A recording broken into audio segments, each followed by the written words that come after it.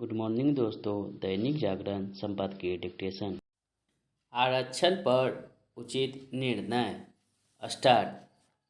Supreme court ने आर्थिक रूप से कमजोर वर्गों के लिए शिक्षा और नौकरियों में 10% आरक्षण को वैध ठहराकर न केवल सरकार को बल्कि इस वर्ग को भी एक बड़ी राहत दी।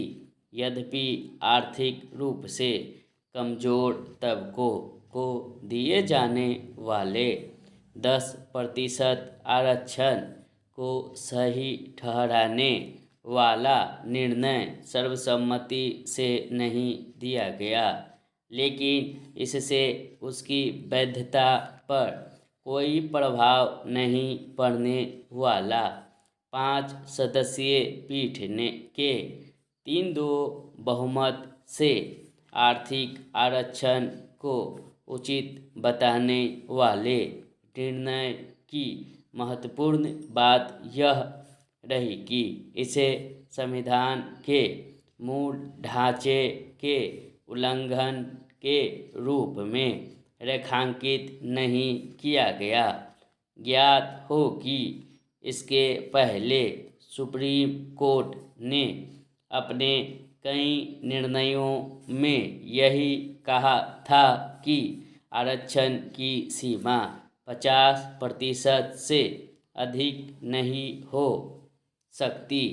वास्तव में इसी कारण आर्थिक आरक्षण के विरुद्ध के एक बड़ी दलील यह थी कि इससे संविधान के मूल ढांचे का उल्लंघन होता है। अब जब सुप्रीम कोर्ट ने यह स्पष्ट कर दिया कि ऐसा नहीं है, तो फिर यह प्रश्न उठेगा कि संविधान के मूल ढांचे वाला सिद्धांत कितना मायने रखता है।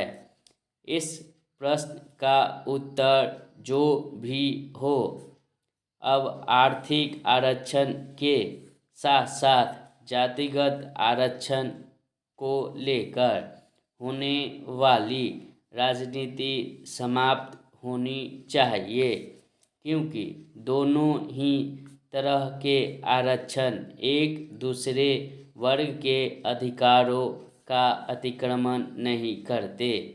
समझना कठिन है कि कुछ राजनीतिक दल आर्थिक आरक्षण पर सुप्रीम कोर्ट के फैसले से असहमत क्यों दिख रहे हैं।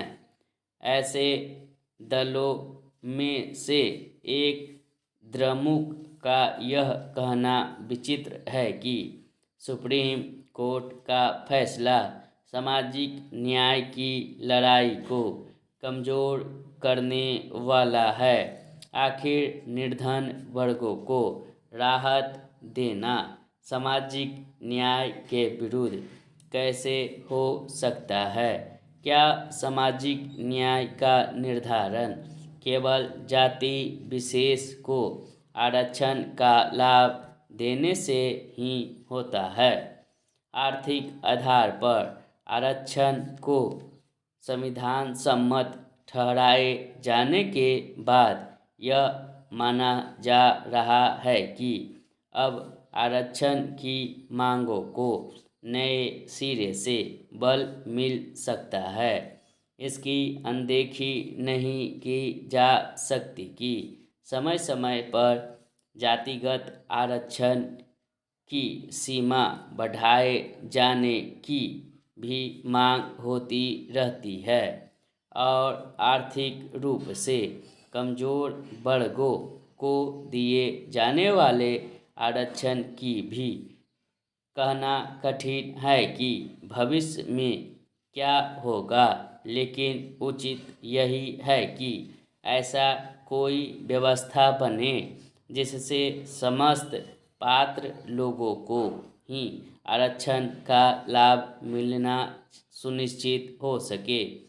यह जातिगत आरक्षण के मामले में भी सुनिश्चित किया जाना चाहिए और आर्थिक आरक्षण के मामले में भी निसंदेह ऐसा तभी हो सकता है जब हमारे नीति नियंता समाज के व्यापक हित में आरक्षण व्यवस्था के तौर तरीकों को और प्रभावी एवं न्यायसंगत बनाने के लिए नए सिरे से विचार करेंगे, जैसा कि आर्थिक आरक्षण पर फैसला सुनाने वाली पीठ की न्यायाधीश बेला त्रिवेदी ने कहा। कृपया चैनल को सब्सक्राइब करें, बेल आइकन दबाएं एवं शेयर करें।